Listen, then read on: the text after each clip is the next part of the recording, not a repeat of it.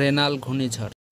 Renal নামটি ওমানের দেওয়া, যার অর্থ বালু।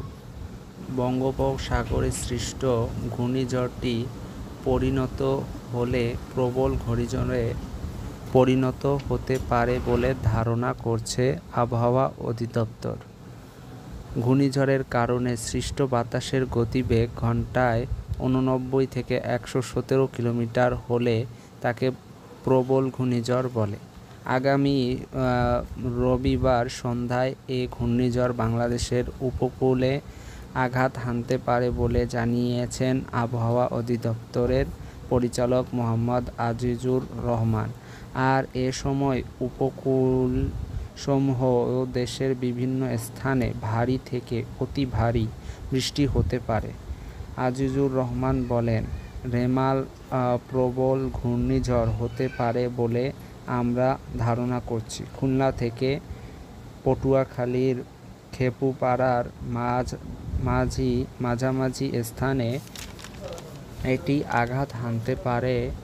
অপেক্ষাকৃত বেশি এলাকা ধরে এটির বিস্তৃতি থাকতে পারে।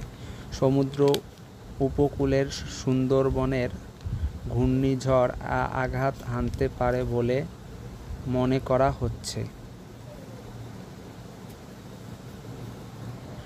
ঘূর্ণিঝড়ের সময় জলোচ্ছ্বাসের আশঙ্কা কতটুকু সম্পর্কে জানতে চাইলে তিনি বলেন, রবিবার সন্ধ্যা 6টার দিকে এটি আঘাত হানলে জলোচ্ছ্বাসের আশঙ্কা কম, তবে রাত 12টা বা এর পরে আঘাত হানলে জলোচ্ছ্বাসের আশঙ্কা আছে।